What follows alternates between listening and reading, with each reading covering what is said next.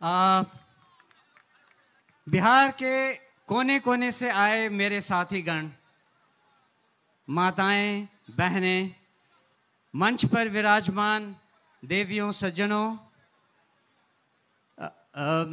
सूत्रधार जी, प्रशांत किशोर जी, मीडिया के और पत्रकार मेरे दोस्त, आप सबको मेरा मनोज भारती का नमस्ते, प्रणाम, आदाब। जय बिहार। आप सबको मालूम है कि पिछले 2 सालों से प्रशांत किशोर जी जिस अभियान में लगे हैं उसका मुख्य उद्देश्य क्या है।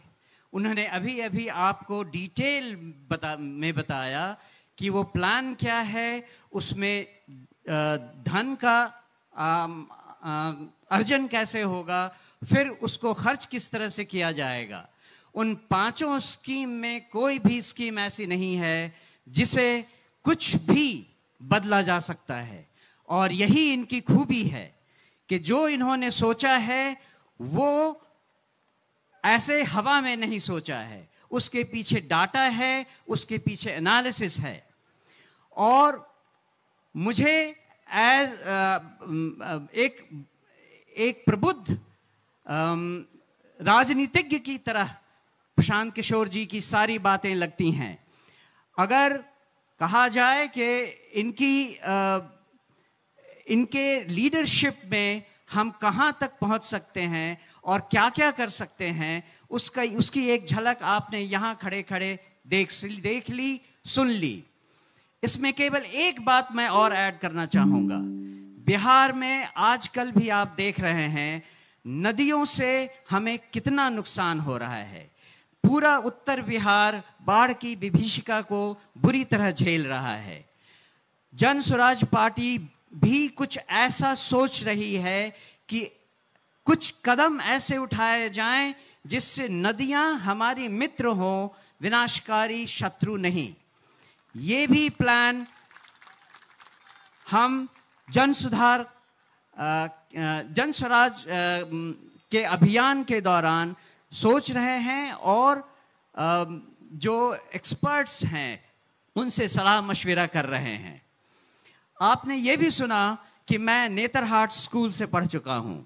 नेतरहाट स्कूल की एक अपनी गरिमा है, और वो है कि हम वहां सब कुछ खुद अपने आप करते हैं। आप या मुझे लकड़ी का काम दे दें, लोहे का काम दे दें, या चित्रकला हो या म्यूजिक हो, मुझे हर चीज की शिक्षा मिली हुई है, और इन सब को मैंने जिंदगी भर विदेशों में भी उपयोग में लाया है। दूसरी बात, आप बिहारी को बिहार से अलग कर सकते हैं, लेकिन बिहार को बिहारी के दिमाग से नहीं अलग कर सकते हैं। तो दुनिया में मैं जहां जहां रहा हूं, बिहार मेरे साथ रहा है। उसके कुछ उदाहरण ये हैं कि विदेशों में नेताओं को या डिप्लोमेट्स को, राजनयिकों को तोहफे देने की परंपरा रहती है, और मैं हमेशा ही मधुबनी पेंटिंग तोहफे में विदेशी नेताओं को देता रहा हूं। अगर हमारे यहाँ कोई भी विदेशी नेता खाने पर आता है तो वो सिलाव का खाजा खाता है।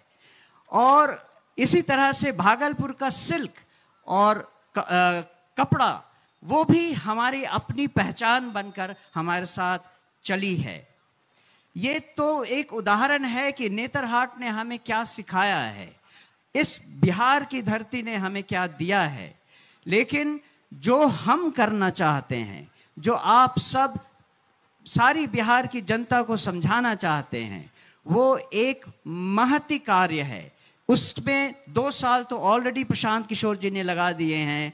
अभी इन्होंने वादा किया है और इन्होंने कहा है कि इस पार्टी के गठन से ये कार्यक्रम रुकने वाला नहीं है।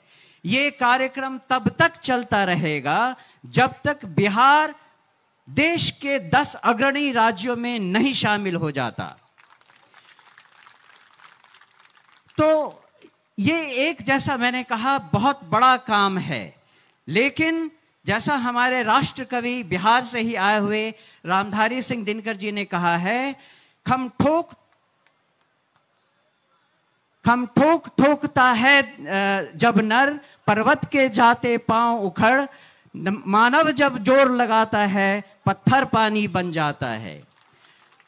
तो जन स्वराज के अभियान के इस स्तर पे जो रिस्पॉन्सिबिलिटी, जो जिम्मेदारी मुझे दी गई है, मैं आपको आश्वस्त करता हूं कि मैं उसे पूरी लगन, ईमानदारी, कर्मठता से निभाऊंगा और अपने पूरे कार्यकाल में, जो कि छोटा है लेकिन विवेकपूर्ण ढंग से निर्णयों के साथ उस राह पे चलूंगा।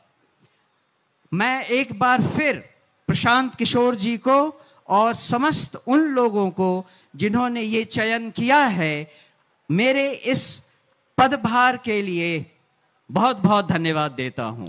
जय बिहार, जय जय बिहार। धन्यवाद।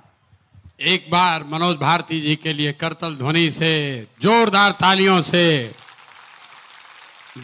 तालियों से स्वागत होना चाहिए। ताली रुकनी नहीं चाहिए, कम से कम 2 मिनट ताली बजनी चाहिए। ताली, जोर से ताली बजाइए।